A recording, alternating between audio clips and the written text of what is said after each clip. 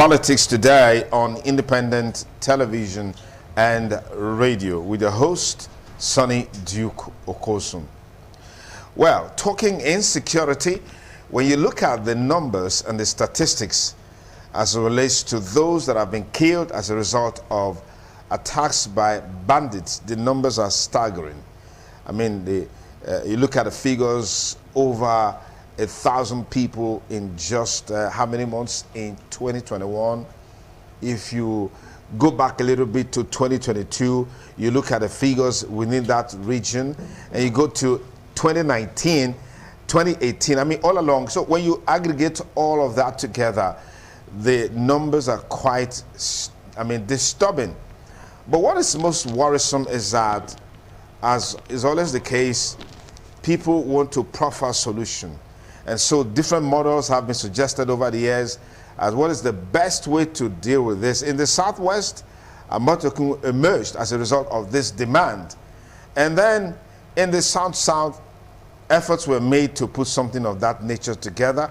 It still hasn't materialized until, I don't know when that is going to be, but we're looking forward to it.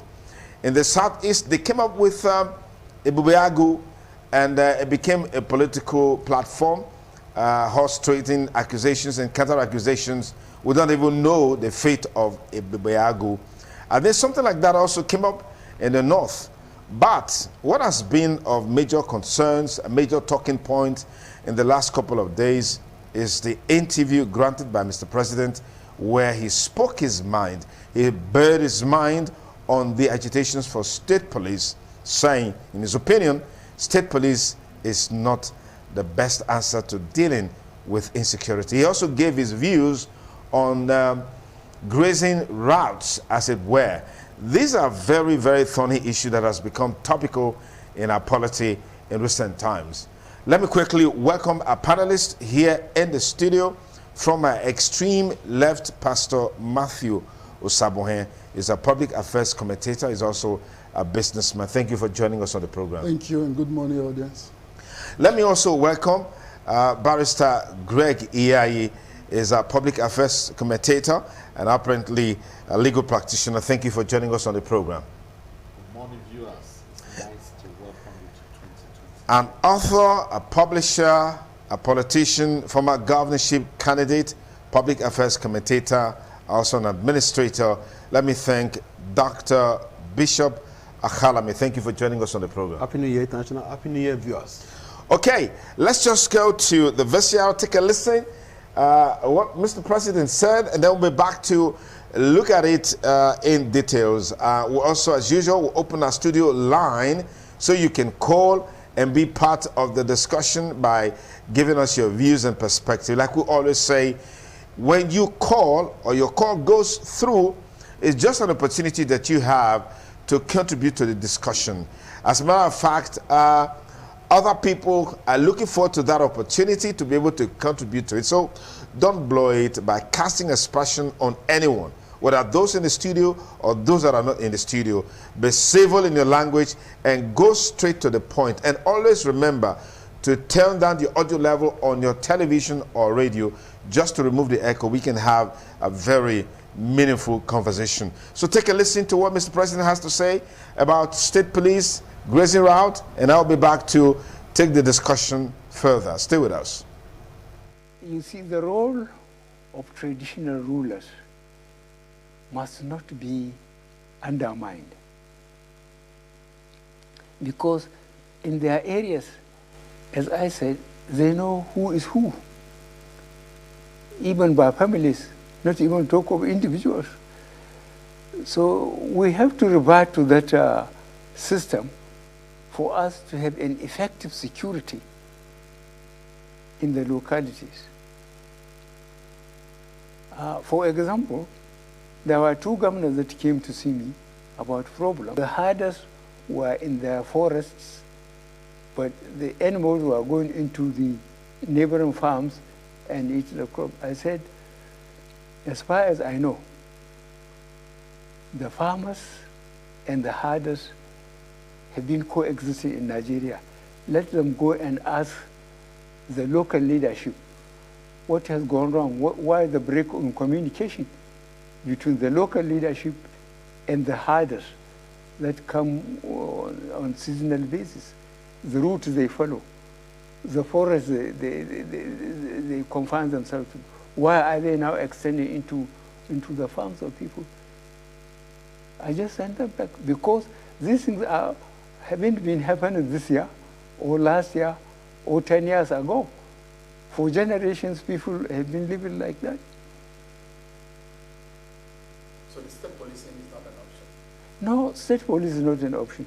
Now, find out now the relationship between local government and the governors. Are they getting, in the third tier of government, are they getting what they are supposed to get constitutionally? Are they getting it? Try and see those people from local government that have confidence in you to tell you the truth, the fighting between local government and the governors. Okay, you heard it from the horse's mouth, Mr. President.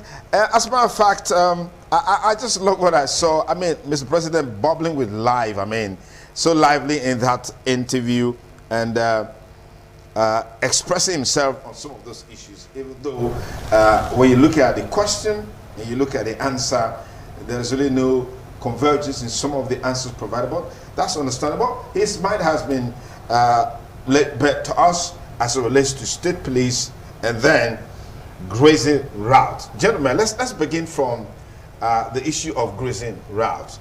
Mr. President is still very, very strong in his opinion that grazing routes must still exist within the context of Nigeria. I mean, look at the question he's asking. But to what extent is this sustainable? Let me begin with you, Bishop Akalabe. Well, thank you very much. You see, I have always said, why has the issue of pastoral nomadism has become the interest of everybody in the country?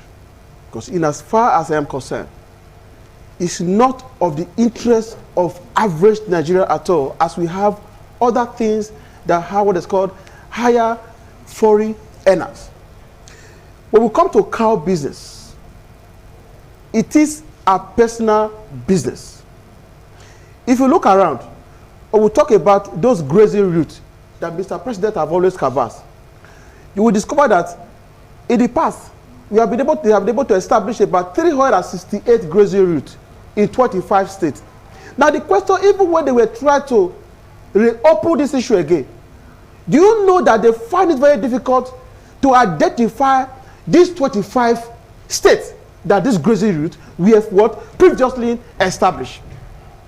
Now, Diko Kosu, it is not this critical time in Nigeria where insecurity is growing exponentially that Mr. President will be talking about grazing routes. Now, let me quickly say this here. The tears that insecurity has provoked in Nigeria cannot be overemphasized. If you have cows, Duke Okosu, go rush them. This is not the time to talk about grazing reserves, because the herders and the farmers are no longer friendly the way it used to be in the past. Time has changed. If a farmer goes to the farm now and sight an herder, the farmer will roll back home.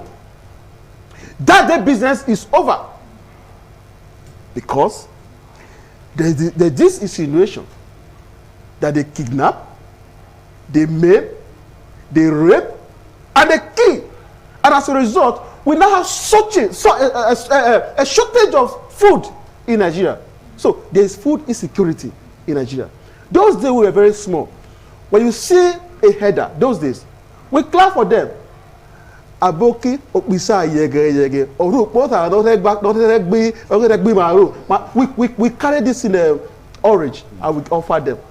They will collect from our hand and they will laugh and smile. Exactly what Mr. President said. That what has broken that communication. That the local authority, they have an explanation. They have an answer. There's something that they are not saying. Why we have broken down this communication leading to this crisis. Now, if there is a problem Yes. in that relationship, there's need for everybody to go back to their base. There is no need to emphasize this nomadic pastoralism. Let them go back to their base. You have your cow, go rouse them. I have been to several universities. Starting from Mount Okpara University, I saw a lot of cows. They don't come outside. Let's go back home. The University of Benin. Do you know they have cows inside the University of Benin? Have you ever seen them outside? They are inside.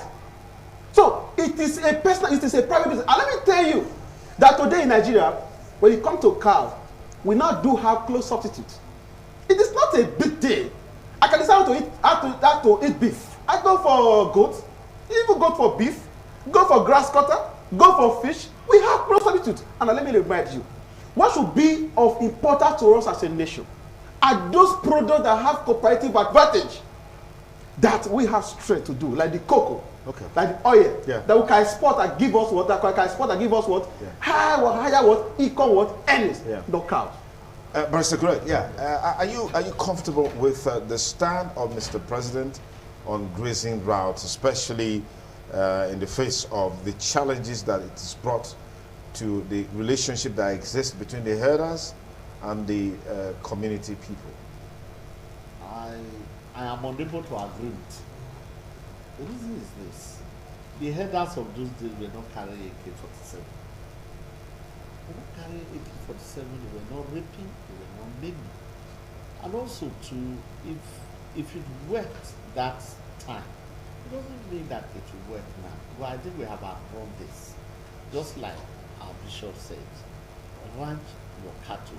During this last Christmas, poultry farmers made a lot of money. Chicken was going for 15,000, 18,000, and all that. But you don't see people carrying their chicken from one place to the other. You don't see people going. I'm from Eastern land. There is no family in Eastern land, the traditional Eastern family. You must have some livestock.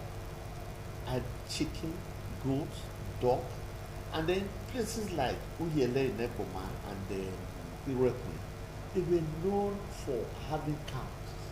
My grandmother was into pigging. My maternal grandmother from Uyele was into pigging.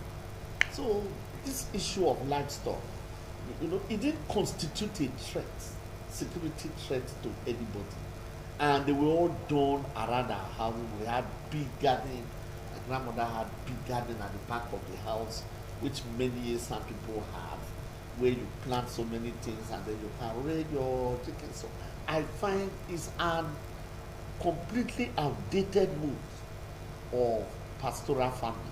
I think ranching is what should be done. And I think it will be less stressful to them. Less stressful in the sense that they won't have to carry them from place to place. They won't have to trek thousands of kilometers and all that. They're saying you should leave that to them. That's what they're saying.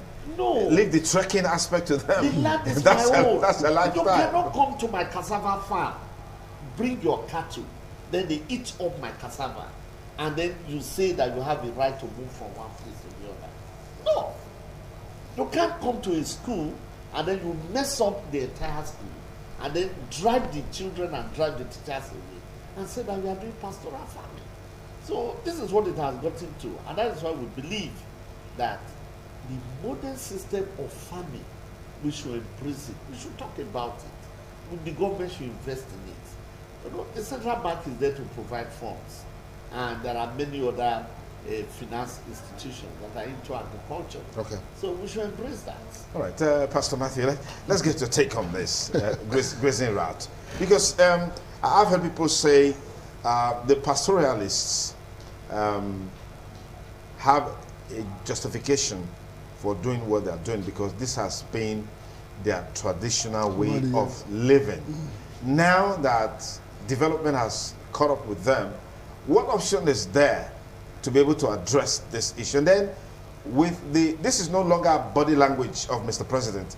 This is Mr. President coming out to express himself. Yes. What does this portend as far as this issue is concerned? You know, I would like to quickly borrow from our brother Patrick Obayagbon when he says that this is it's completely pitiable. He said it's a Bismarck dismal. You know, for our president, you know, and commander-in-chief to make such comments. You know, we cannot hide from the fact that when you have a stake in anything, you are likely to be slow in taking actions against whatever problem that comes from there. Yeah. And then, of course, that's not with him alone. All of the other persons who are into the cattle business, even in our own part here in the South, you see everyone, they are slow in being able to react to these problems. But we must look at it from this angle. Every society evolves. Life grows. Everything grows by the day. And as things are growing, as the economy, as the society is growing, so is expected that leadership must begin to be proactive. Leadership must see that, you know, ahead of time. You must be proactive. That's the essence of being there. You can't, the essence of governance is for the protection of lives and properties. So you cannot have a serious situation like we have in our nation like this, where every day on the news you hear that people are dying as a result of this insecurity situation, and still be looking for remote causes. If a matter has become an emergency, you do not now look for remote answers. You want to quickly look for short-term answers, all right? And one of the short-term answers to these is to first and foremost curb them. Even in legal issues, in the judiciary, all right? If there is contention between two parties over a property or over any matter, what do? They give an injunction. Let both parties stay. They put them on the stay, as in nobody goes to that property anymore, for instance, or pending on when the case is resolved. Yeah. Isn't that what they do? Yeah. So when you find this kind of situation, I would have expected that what leadership should do is say, okay, for now, all cattle businessmen who are into pastoral, whatever, should hold on. Even if you don't want to give your full support for ranching, but you know that as for now, it's a quick solution to the many lives that are dying and bloods that are being spilled every day. So I expect him to look at that angle, because that will create an immediate solution. If he thinks it will not create an eternal solution or a long-lasting solution, but at least it will create an immediate solution to put a stop. Why you are now looking at these routes that he's talking about? For crying out loud, if you were to begin to trace those routes, we already hear now that they are even in confusion. So why go for solutions that are so remote in a problem that is staring you in the face daily? So I recommend that Mr. President and of course every stakeholder should in the interim look at something that can give us an instant solution. Now there's no need to even mention that if you are into cattle business, it's a private business you're doing, not a national business, not a state business. So what should you do? Like every other person, all of us are into businesses one way or the other. You mind your business.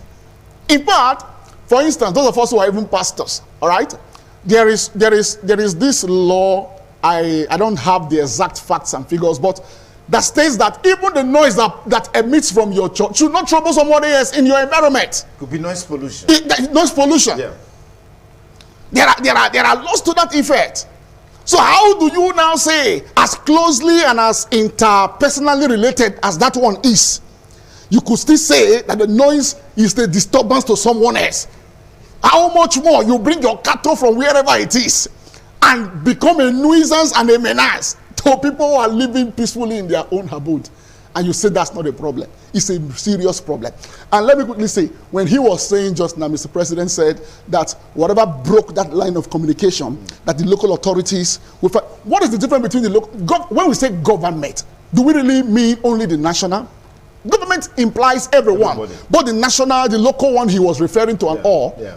Because some of these local ones also have stakes in the business. Mm-hmm. So whether it's the local authority or is the state, or the of course state authorities or national authorities, they are all leadership.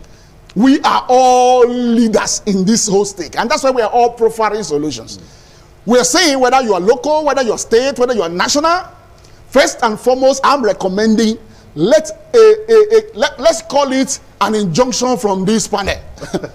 We are saying, let there be an injunction that puts everybody at stay in the interim until we find a lasting solution to this. And what is that? Let the cattle guys go for ranching. Okay. Mr. President also made a comment as it relates to state police, particularly against the background of the widening problem of insecurity associated with bandits. The vigilante model seems to be producing results. Some people say the bandits are more afraid of the vigilantes compared to the regular security. I don't know how true that is. But Mr. President says state police is not the answer to dealing with insecurity. What do you make of this, Bishop? Thank you, Sonny Duke Okosu. I used to share the opinion of Mr. President. I used to be one of those people who always antagonize the idea of a state police establishment, not until I saw reasons to support it. Well, if you look at it, the advantages, the way it is now in this country, the advantages of state policing outweigh the disadvantages. What are the advantages? Mr. President always say one of them, that it will lead to the abuse of office by the governors. That is the only thing I've seen in the statement made by Mr. President. That is the same philosophy I shared with him, that the state governors will use the state police to their advantage during the election. That was my opinion before. But with what I've seen, the performance of the local vigilante in assisting the police and the military to curb insecurity in Nigeria, Duke, is amazing. And I can tell you, for those of us who base in Auchi, the presence of these guys on the road give us so much confidence that we can drive without any issue. Do you know why I have to canvass for state police? Because these guys know the terrain. That's why today the vigilante, they know where these guys always occupy.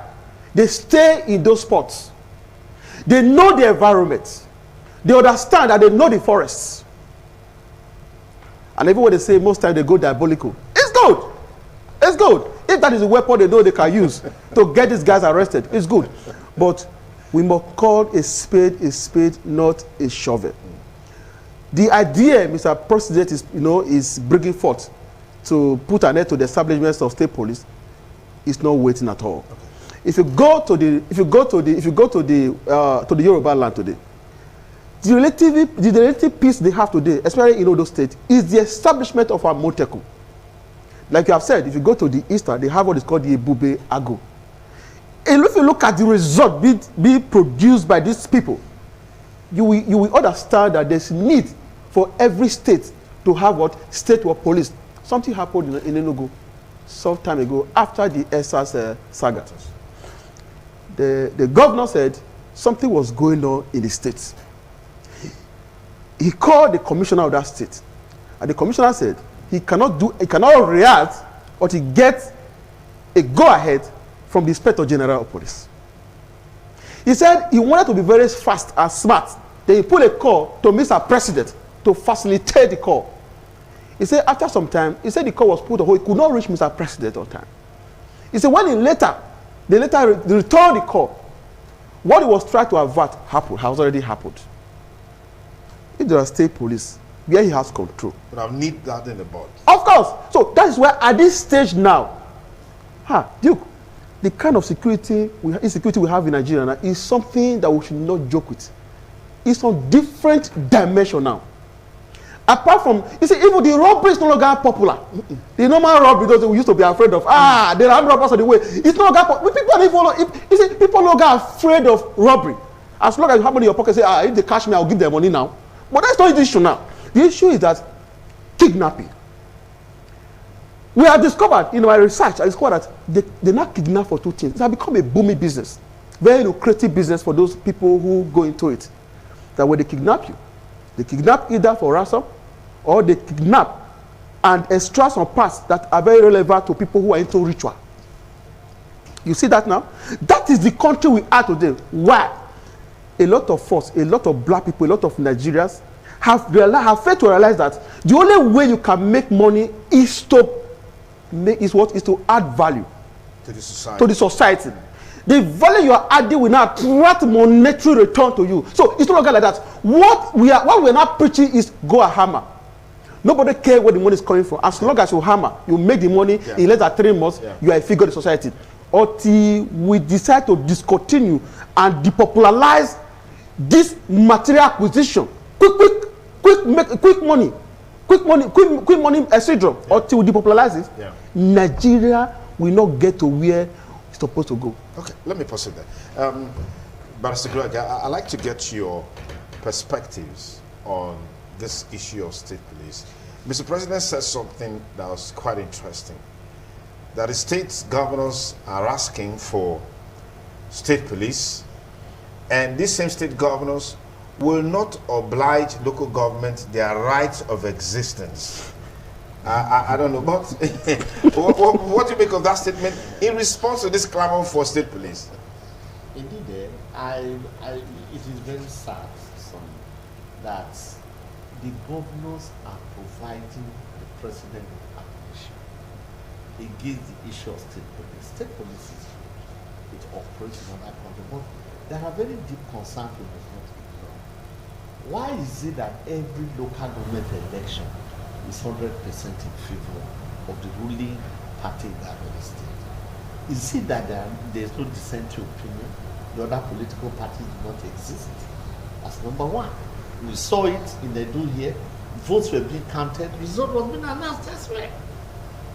So the governors, have they earned the trust of the people and who are actually against state police?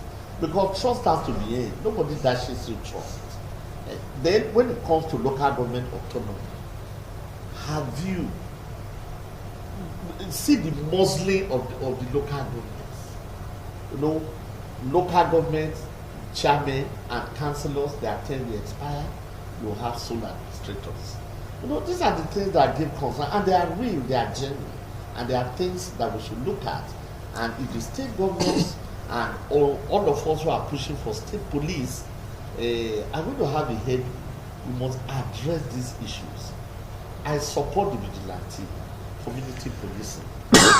They've been succeeding, they've been doing well, and I would prefer that we go on that one from now. And then let us address the concern of people. Political opponents, are they safe? If the governors have, so that the state police does not turn to a private army of the governors.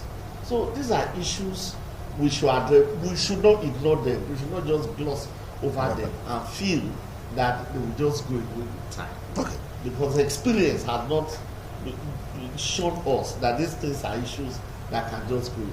All right. Pastor Matthew, let's get you in here. Many times when the governors, they want to react as relates to the issue of security, they say that even though they are the chief security officers of the state, as it were, but they don't have control over the state security structure at the level of the police, the army, and what have you. Like he mentioned, I mean, the case of Enugu State, I think, where the governor alleged that he tried to put a call to Mr. President to help to avert an imminent danger, and he couldn't access Mr. President, and before Mr. President could get back to him, the incident had already taken place. People were killed, properties destroyed, lives lost. But the governors, as it were, take what is called security votes on a monthly basis.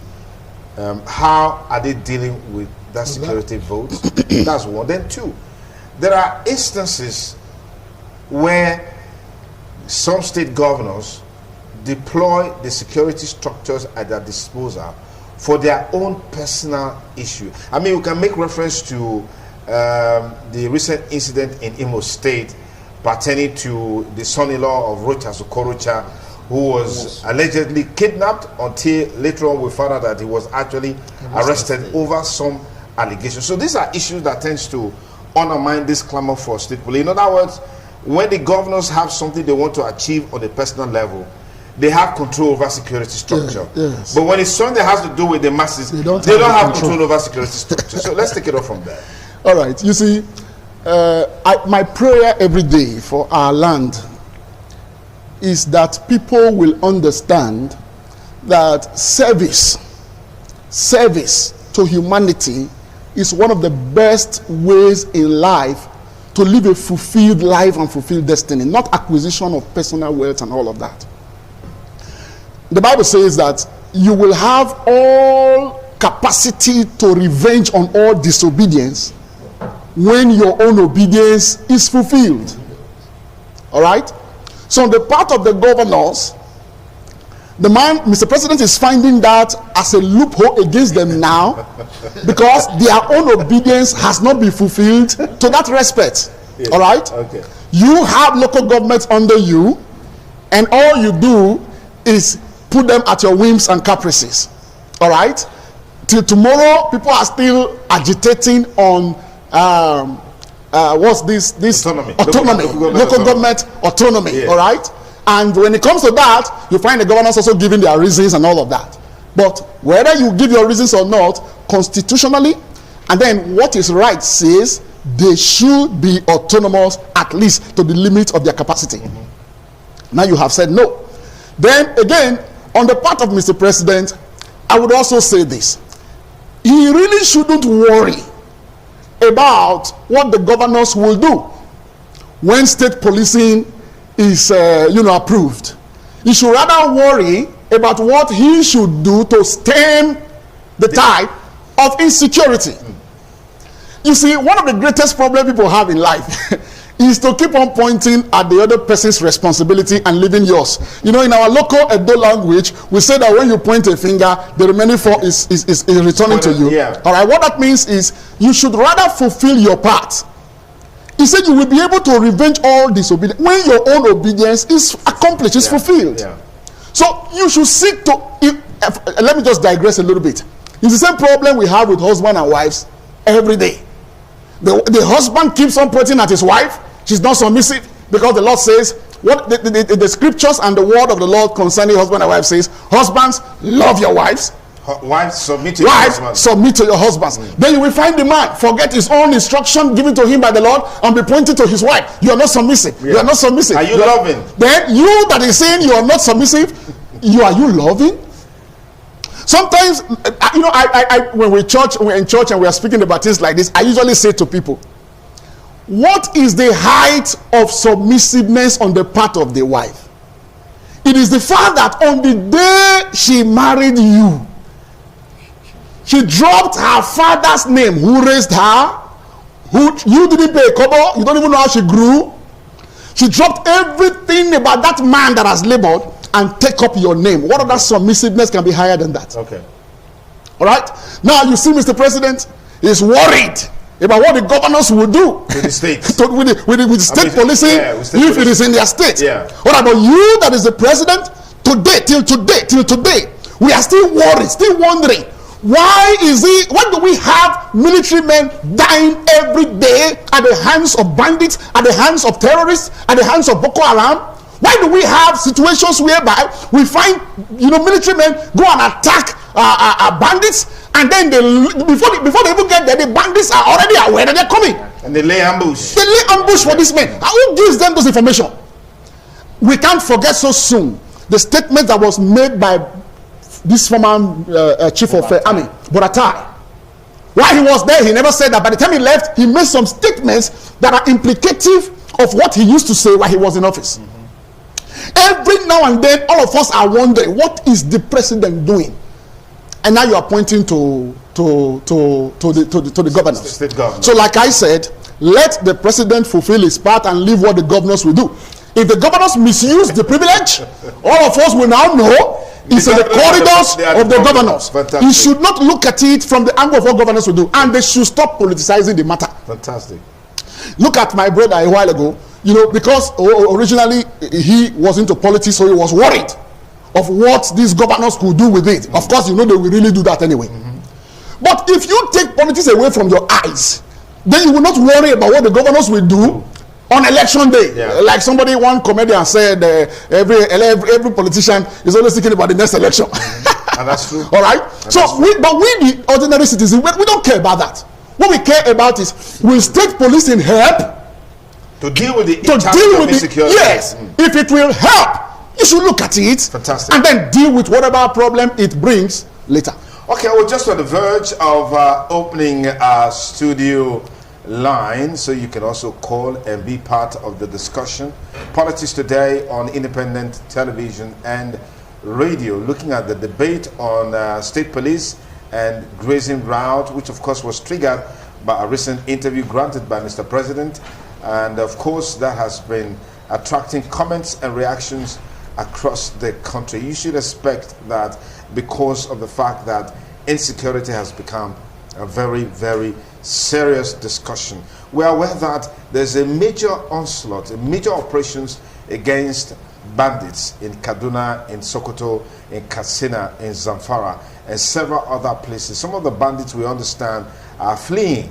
All right, and recently, one of them who is most notorious, known as Turji, was alleged to have released some of his abductees, and that is not unconnected with the onslaught of the military against them. But I'm wondering, when this onslaught is being carried out, isn't there a mapping of the possible exit route, so we know where to finally finish these guys up? But that's a matter for another day. But it's just what I'm going to quickly bring on board now. Bandits have now been declared as terrorists. I mean, that came out just 2 days ago or so. That has been the agitation of most Nigerians. I mean, there was a court order in that respect. Now, there's someone who believes that whether you call them bandits, whether you call them terrorists, it won't change anything. That Sheikh Ahmed Gumi has consistently said that. Even his loyalists are also of the opinion that, okay, the top commanders of the bandits that have been allegedly killed as a result of these operations that are going on, what is the evidence? Where is the evidence that they have been killed? So bandits being declared as terrorists, will it change anything? Do you expect any change? So, it is cosmetic. It doesn't change anything. It's just a name. Though they are terrorists. It's a terrorist group. But why has the government waited this long to get the position of the court before coming up to harmonize their decision with what came out from the court? It is very wrong. Now, you talk about Gumi. I have always asked question, why is it that this man has not been arrested? He eats, he died with these bandits. He gives us information every day about the concern, the demand of these people. And he always tells us that this is where this one should be treated. That means, to me, I see him as part of these guys. Why has the government not arrested Gumi? On what basis? On what basis? When you have seen when he has already discussed about these bandits. He told us that he has had meetings with them. This is the modus operandi. You see, you have seen this man talking. And some of the bandits also claim that it's been in their environment, in their community, or in their camp to preach to them, to change their ways of doing things. Oh, is that what you think? See, if we must get this bandit, there is need for us to get people who have affiliation with them. That is number one. Number two, the problem we are facing as a nation when it comes to insecurity, we seem to not to have been able to address them. We don't look at them. Where are we where we are today? The insecurity issue in Nigeria is evolving. Why? Because of so many factors that we have not paid attention to. We lament enough. We have blamed the government enough in everything. I am not saying we should not blame the government, because from the beginning they made mistake. Poor governmental policies. We have corruption. Today we have what is called poor leadership. We have what is called the weak judiciary system. Nigeria is almost becoming a lawless state. Anybody can do whatever they like. Do you know today in Nigeria, 98% of Nigerians are in poverty, and this percentage is more in the north. These guys are very poor to the extent that they don't see any activity to get engaged, that to create problem, to create crisis, and destroy. What has the government done to reduce unemployment, to revive our dilapidating economy, to put smile in the face of the people? Do you know today in Nigeria, in every 3 Nigerians, 1 have resolved to migrate out of this country? Why? Insecurity. Okay. Let me pursue that. Barrister Greg, let's get your perspective on this declaration of bandits as terrorists. I mean, there was a huge clamor for it. Yes. Is it justified now? Well, it's justified in the sense that the international community, I think, from what I heard, it was actually to attract the aid, the support of the international community. Because if you have not declared these people terrorists, you cannot tell us to help you, provide you ammunition, logistics, funds to fight them. If you are, if you are coddling them and just calling them back, but actually, who is a bandit and what is banditry? It's lawlessness, and I don't think it changes anything. But the only major change is that it will now help us in the international community to actually get support to face them. But may I say this, even if the international community give us ammunition and others, just like Pastor was saying just now, if the government is not resolved, because the issue has never been intelligence, our intel community, they are superb. They source information, but you see, the intelligence community cannot consume that information. They give it to the people who want to consume them. Like I said, bandits are here. Go. Before they get there, the bandits already know they are coming and they ambush them. Sincerity of purpose. Sincerity of purpose. I think whether you call them bandits or call them terrorists, so far we are sincere in fighting them. Before they are a ragtag army before our force. Our force is enlightened and well equipped and well trained, and they can rattle them. So if there is that sincerity of purpose, I think there will be a change. All right, Pastor Matthew, give us a take on bandits being declared as terrorists. Is it going to change anything? Do you expect any change? It should change. It should bring some level of changes. I like to tag along with Bishop when he said a while ago that those are just about names, it's all about nomenclatures, okay? But then, like the barrister has said, sincerity of purpose is the basis for everything that anybody does, okay? Now, in my own opinion, I would say that whether you call them bandits, even as at when they were being referred to as bandits, were they being treated as such? You understand what I'm saying? So whether you call them bandits or you now call them terrorists, fine. It attracts international support. We agree. But again, when, like he said, when informations are provided, the one that provides information is not the one to make use of it, not to consume it. So at the end of it, let's look at our typical example of the issues we've been having with our local policemen around that made some people in the society to now even lose confidence. Because okay, you ask for information and then information is brought, eventually the person who brings information becomes at risk.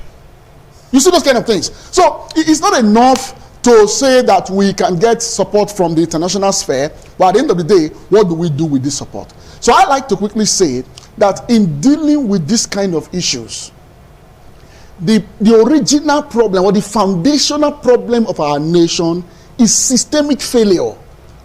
You see, if systemic failure is in place, no matter what you bring on top of it, no matter what name you bring, no matter what idea, no matter what structure, no matter the architectural structures you bring, no matter the security structures you bring, they will all eventually not produce results as they ought to be, because there is a fundamental problem which is systemic. And that problem is the fact that corruption is too strongly entrenched in our system.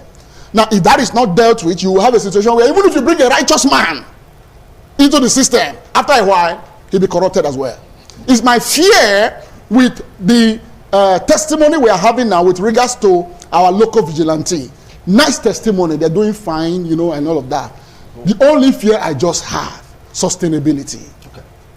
Okay, our studio line is open 052-290-573. That's the number. We just need to remind you of the rules of engagement one more time so you know exactly what we expect from you. Make your call as simple as possible, as short as possible, because others are waiting on the line. Do not cast aspersion on anyone. Go straight to the point, and please ensure you turn down the audio level on your television or radio to remove the echo. Hello, caller. Good morning. Thank you for joining us on Politics Today on Independent Television and Radio. What's your name and where are you calling from? Good morning. Good morning. This is Abu Alaramson calling from Benin. Abu, go ahead. Yes, I want to speak in regards to the state policing and the farmers leaders clash. Yeah. The truth is, if you stop those nomads from moving or trading from place to place, it's like you're breaking their tradition. They don't see it as farming. They see it as part of their tradition. The solution to this problem is the sincerity of what that will be lacking in this country. Buhari is speaking from the side of, he knows the tradition of his people, that it's very difficult for them to be stationed in a particular place. But farmers are crying because those people are destroying our crops and all that. Yeah. So what we really need now is the majority of people in the South Valley that to call these groups together and settle issues. We've been living together for long, and there was no issues. Yeah. Stopping those people into asking them to go into ransom will cause more chaos. Okay. Many of them will take up arms because they see it as part of their tradition and their jobs. I am not supporting the fact that they are killing our people here, but I'm only saying this thing can be settled.